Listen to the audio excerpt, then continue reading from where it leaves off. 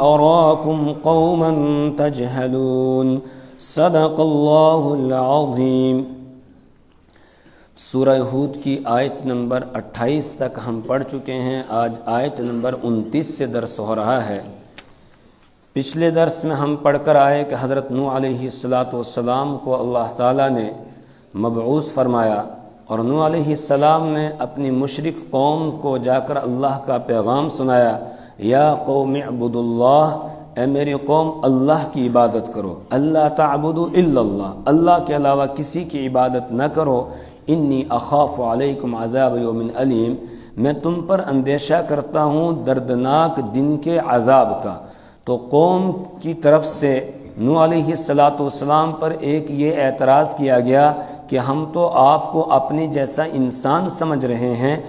اگر آپ واقعتاً اللہ کے پیغمبر ہوتے تو آپ انسان نہ ہوتے، کوئی اور مخلوق ہوتے۔ دوسرا اعتراض یہ کیا گیا کہ ہم دیکھ رہے ہیں کہ آپ کی پیروی کرنے والے وہ حقیر قسم کے لوگ ہیں، معاشرے میں کمتر قسم کے لوگ ہیں، کوئی بڑے لوگ مالدار قسم کے لوگ یا سردار قسم کے لوگ آپ کی پیروی نہیں کر رہے ہیں۔ اگر سردار اور بڑے لوگ آپ کی پیروی کرتے تو ہم مان لیتے کہ واقعتاً آپ اللہ کے پیغمبر ہیں، یہ تو غریب قسم کے لوگ ہیں آپ کے ساتھ لگے ہوئے، اس لیے ہم آپ پر ایمان نہیں لا سکتے ہیں۔ ہاں ایک صورت ہے وہ یہ کہ آپ ان کو اپنے پاس سے ہٹا دیں، ان کو دور کر دیں، پھر ہم ایمان لائیں گے۔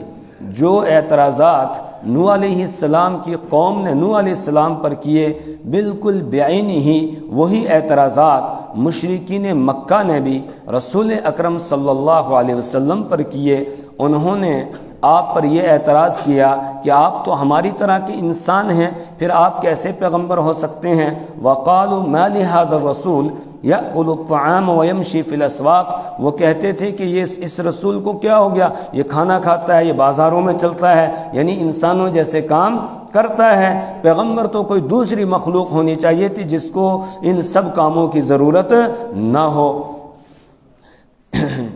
اس کے جواب میں پیغمبروں نے یہ نہیں کہا کہ ہم بشر نہیں ہیں،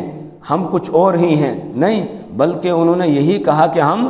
بشر ہیں۔ بشر ہونے کا انکار انہوں نے نہیں کیا، انسان ہونے کا انکار انہوں نے نہیں کیا۔ آگے سورہ ابراہیم میں ہے کہ پیغمبروں نے یہ کہا، قالت لهم رسلهم ان نحن الا بشر مثلكم ولكن الله يمن على من يشاء من عباده، کہ پیغمبروں نے قوم سے یہ کہا کہ نہیں ہیں ہم مگر تمہاری طرح کے انسان، یعنی ہم یہ کوئی دعویٰ نہیں کرتے ہیں کہ ہم کوئی اور مخلوق ہیں، ہم یہی کہیں گے کہ ہم تمہاری طرح کے انسان ہیں۔ البتہ ولیکن اللہ یمن علی من یشاء من عبادہ، لیکن اللہ تبارک و تعالی احسان کرتا ہے اپنے بندوں میں سے جس پر چاہتا ہے۔ تو اس نے ہم پر احسان کیا اور ہمیں پیغمبر بنا دیا، نبی بنا دیا۔ حضرت نوح علیہ السلام نے بھی یہی کہا کہ بھلا بتلاؤ، اگر اللہ نے مجھے پیغمبر بنایا، اس کی طرف سے میرے پاس رحمت آ گئی، نبوت آ گئی، تو اس پر تمہیں کیا اعتراض ہے؟ تم سے اس بات کو مخفی رکھا گیا، پوشیدہ رکھا گیا، تو اب تم کیوں نہیں مانتے ہو؟ تمہیں اس پر کیا اعتراض ہے؟ اللہ نے مجھے منتخب کیا ہے، اور اللہ جس کو چاہتا ہے وہ منتخب کر سکتا ہے۔ اب تم اگر مانو گے تو فائدہ تمہارا، نہیں مانو گے تو نقصان تمہارا ہے۔ ہم زور زبردستی تم پر نہیں کر سکتے ہیں۔ انلزمکموہا، کیا ہم زبردستی اس کو تم پر جو ہے وہ لازم کر دیں؟ ایسا نہیں ہو سکتا ہے۔ اللہ جس کو چاہتا ہے ہدایت دیتا ہے اور جس کو چاہتا ہے گمراہ رہنے دیتا ہے۔ اگر تم نہیں مانو گے اور حق ہدایت کی طرف آنا نہیں چاہو گے تو اللہ تمہیں ہدایت نہیں دے گا۔ جو ہدایت کی طرف آنا چاہتا ہے اللہ اس کو ہدایت دیتا ہے۔ دوسرا اعتراض ان کا یہ تھا کہ یہ غریب قسم کے لوگ آپ کے پاس، آپ کے ساتھ جمع ہو گئے ہیں، اکٹھے ہو گئے ہیں، اس لیے ہم آپ کی بات سننے کے لیے تیار نہیں ہیں۔ حضرت نوح علیہ السلام اس کے جواب میں فرماتے ہیں کہ میں تم سے کسی مال کا تھوڑی مطالبہ کر رہا ہوں کہ ہاں یہ غریب لوگ میرے ساتھ ہیں، لہٰذا اب تم مجھے مال و دولت دو تاکہ میں خود بھی کھاؤں اور ان کو بھی کھلاؤں؟ نہیں، میں تو تم سے کسی مزدوری کا طالب نہیں ہوں، کسی اجرت کا طالب نہیں ہوں، میری اجرت تو اللہ کے ذمے ہے، مجھے اللہ اس پر اجر دے گا۔ وَيَا قَوْمِ لَا أَسْأَلُكُمْ عَلَيْهِ مَالًا، اور اے میری قوم، لا اسألکم، نہیں میں مانگتا ہوں تم سے، علیہ اس پر، یعنی اس تبلیغ پر، دعوت پر، جو میں تم کو دعوت دے رہا ہوں اللہ پر ایمان لانے کی، جو تم کو میں اللہ کا پیغام پہنچا رہا ہوں، اس پر میں تم سے نہیں مانگتا ہوں مالن، مال، میں مال کا مطالبہ تم سے نہیں کرتا ہوں کہ تم یہ اعتراض کر رہے ہو کہ یہ غریب لوگ آپ کے ساتھ جڑ گئے ہیں، لہذا مالدار ہوتے تو پھر جو ہے وہ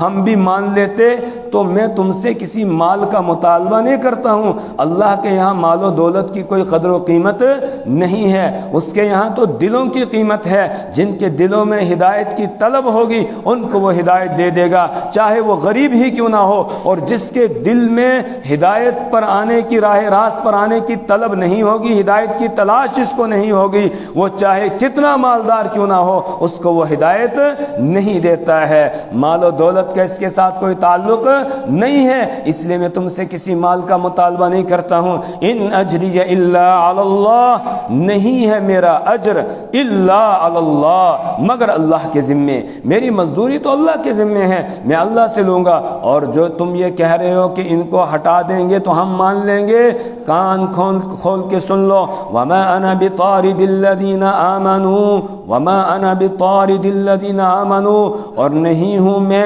بطارد،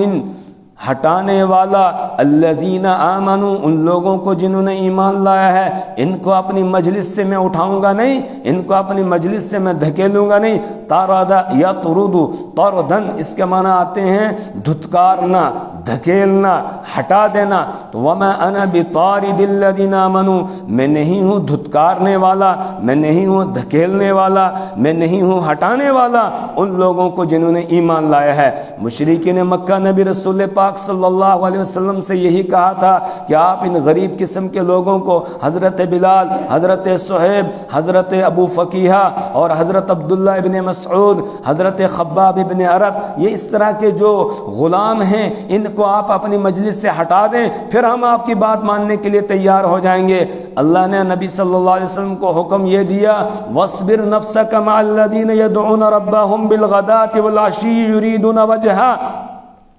کہ اے میرے نبی، ان کو ہٹانے کی بات تو دور ہے، آپ ان کے ساتھ اپنے آپ کو روک کر رکھیں، آپ ان کے درمیان ہی بیٹھیں، ہٹانے کی بات نہیں، اور ایسا بھی نہیں کہ ان کو چھوڑ کر آپ ان کے پاس چلے جائیں، نہیں، بلکہ آپ اپنے آپ کو ان کے ساتھ چپکا کر رکھیں۔ وَاصْبِرْ نَفْسَكَ، آپ اپنے آپ کو جمع کر رکھیں ان کے ساتھ، ان کے اندر ان کے درمیان ہی رہیں، ان کو ہٹانے کی اجازت نہیں، بلکہ آپ کو حکم دیا جاتا ہے ان کے ساتھ آپ چپکے رہیں۔ تو یہی حضرت نوح علیہ السلام نے بھی جواب دیا، وَمَا أَنَا بِطَارِدِ الَّذِينَ آمَنُوا، میں نہیں ہوں ہٹانے والا ان لوگوں کو جنہوں نے ایمان لایا، إِنَّهُمْ مُلَاقُو رَبِّهِمْ، بے شک یہ اپنے رب سے ملاقات کرنے والے ہیں، انہوں نے ایمان لایا، اب یہ اپنے رب سے ملاقات کرنے والے۔ اگر میں ان کو اپنی مجلس سے ہٹا دوں گا اور میری مجلس میں غریب اور امیر کی کوئی الگ الگ مجلسیں ان کے لیے قائم ہوں اور ان کے درمیان کوئی امتیاز برتا جائے، تو کل قیامت کے دن یہ رب کے سامنے پھر میرے خلاف مقدمہ دائر کر سکتے ہیں، اس وقت میری کوئی مدد کرنے والا نہیں ہوگا، اس لیے میں ان کو نہیں ہٹا سکتا ہوں۔ وَإِنَّهُمْ مُلَاقُو رَبِّهِمْ، بے شک یہ اپنے رب سے ملاقات کرنے والے ہیں۔ وَلَكِنِّي أَرَاكُمْ قَوْمًا تَجْهَلُونَ، لیکن میں تم کو دیکھ رہا ہوں تم جاہل لوگ ہو، جہالت والی بات کرتے ہو کہ دین کا تعلق جو ہے وہ مالداری کے ساتھ ہے، نہیں، دین کا تعلق مالداری کے ساتھ نہیں ہے، یہ غریبوں کو بھی ملتا ہے، مالداروں کو بھی ملتا ہے، اصل اس کو ملتا ہے جس کو دین کی تلاش ہوتی ہے، طلب ہوتی ہے۔ ایک حدیث میں اللہ کے حبیب رسول پاک صلی اللہ علیہ وسلم نے ارشاد فرمایا کہ ان اللہ تعالیٰ یؤتی الدنیا من یحب ومن لا یحب، اللہ تعالیٰ دنیا اس کو بھی دیتا ہے جس کو وہ پسند کرتا ہے، چاہتا ہے، اور اس کو بھی دیتا ہے جس کو نہیں چاہتا ہے، جس کو پسند نہیں کرتا ہے، جس سے محبت نہیں رکھتا ہے، دونوں کو دنیا دیتا ہے۔ ولیکن اللہ یؤتی الدین من یحب، لیکن اللہ تعالیٰ دین اسی کو دیتا ہے جس سے اللہ محبت رکھتا ہے، جس سے اللہ محبت رکھتا ہے دین اسی کو دیتا ہے۔ ایک روایت میں ولیکن اللہ یحب الایمان، لیکن اللہ ایمان اس کو دیتا ہے جس کو اللہ محبوب رکھتا ہے۔ لہٰذا تم اللہ کے محبوب بننے کی کوشش کرو، اللہ تم کو بھی ایمان دے دے گا، پھر تمہارا یہ اعتراض ختم ہو جائے گا کہ یہ غریب لوگوں نے ہی کیوں آپ کی پیروی کی ہے، مالداروں نے کیوں نہیں کی۔ مالدار بھی کر سکتے ہیں لیکن طلب ہونی چاہیے، تلاش ہونی چاہیے، جیسے رسول پاک صلی اللہ علیہ وسلم پر دونوں قسم کے لوگوں نے ایمان لایا، جو غریب تھے انہوں نے بھی ایمان لایا، جو مالدار تھے انہوں نے بھی ایمان لایا۔ ہاں، جو بڑے بڑے صنادید مشرکین و مشرکوں کے سردار تھے، جو تکبر کے اندر مبتلا تھے اور ان کو ہدایت کی طلب ہی نہیں ہوئی، ان کو ایمان نصیب نہیں ہوا۔ جس کو طلب ہوئی وہ مالدار تھا، اس کو بھی ایمان دے دیا گیا۔ حضرت سیدنا ابو بکر صدیق رضی اللہ تعالیٰ عنہ سب سے پہلے ایمان لانے والے مالدار ہیں، سب سے پہلے ایمان لانے والے اور مالدار ہیں۔ تو اور اسی طرح سیدہ خدیجۃ الکبریٰ رضی اللہ تعالی عنہا مکہ کی سب سے بڑی مالدار عورت ہیں، تو سب سے پہلے وہ ایمان لا رہی ہیں، کیونکہ ہدایت کی تلاش تھی تو ان کو بھی اللہ تعالیٰ نے دے دیا۔ لیکن غریبوں کے اندر زیادہ چاہت ہوتی ہے، اس لیے زیادہ غریبوں کو اللہ تبارک و تعالیٰ عطا کرتا ہے۔ اسی لیے کہ ہرقل کے پاس، جو روم کا بادشاہ تھا ہرقل، اس کے پاس رسول اکرم صلی اللہ علیہ وسلم کا جب خط پہنچا ہے تو اس نے مکہ کے ایک قافلے کو اپنے پاس بلایا جس کا سردار ابو سفیان تھا، اور ابھی ابو سفیان نے ایمان قبول نہیں کیا تھا۔ تو ہرقل نے جب سوالات کیے، ان سوالوں میں سے ایک سوال یہ بھی تھا کہ غریب لوگ ان کی پیروی کر رہے ہیں یا مالدار کر رہے ہیں؟ تو جواب میں یہ تھا کہ زیادہ تر غریب لوگ ہیں۔ تو اس نے جواب دیا کہ یہی رسول کی پہچان ہے کہ اس کی پیروی کرنے والے غریب لوگ زیادہ ہوتے ہیں، مالدار اپنے تکبر کے اندر مبتلا ہوتے ہیں، اس لیے وہ اس کی پیروی نہیں کرتے ہیں۔ اور غریب لوگوں کے دل صاف ہوتے ہیں، ان میں تکبر نہیں ہوتا ہے، اس لیے وہ جلدی سے پیروی کر لیتے ہیں۔ یہ بات اس نے بھی بیان کی تھی۔ یہاں ان سے کہا گیا کہ وَلَكِنِّي أَرَاكُمْ قَوْمًا تَجْهَلُونَ، لیکن میں تم کو جاہل سمجھ رہا ہوں جو تم یہ بات کہہ رہے ہو۔ وَيَا قَوْمِ مَنْ يَنْصُرُنِي مِنَ اللَّهِ إِن طَرَدتُّهُمْ، اور اے میری قوم، مَنْ يَنْصُرُنِي، کون میری مدد کرے گا اللہ کے مقابلے میں؟ إِن طَرَدتُّهُمْ، اگر میں ان کو اپنی مجلس سے ہٹاؤں گا اللہ کا عذاب آ جائے گا، اور پھر اللہ کے عذاب اور اس کی پکڑ سے کون مجھے بچائے گا؟ أَفَلَا تَذَكَّرُونَ، کیا تم نصیحت حاصل نہیں کرتے؟ اتنی موٹی سی بات نہیں سمجھتے کہ میں ان کو کیسے ہٹا سکتا ہوں؟ یہ تو ایمان لانے والے اللہ کے بندے ہیں، ان کو میں اپنی مجلس سے اٹھا نہیں سکتا ہوں۔ اللہ کے یہاں ان کی قدر و قیمت ہے، اور تم چاہے کتنے ہی بڑے مالدار کیوں نہ ہو، لیکن جب ہدایت پر نہیں ہو، گمراہی پر ہو، تو تمہاری اللہ کے یہاں کوئی قیمت نہیں ہے۔ تم اور جانور اللہ کے یہاں دونوں برابر ہیں، بلکہ تم تو جانوروں سے بھی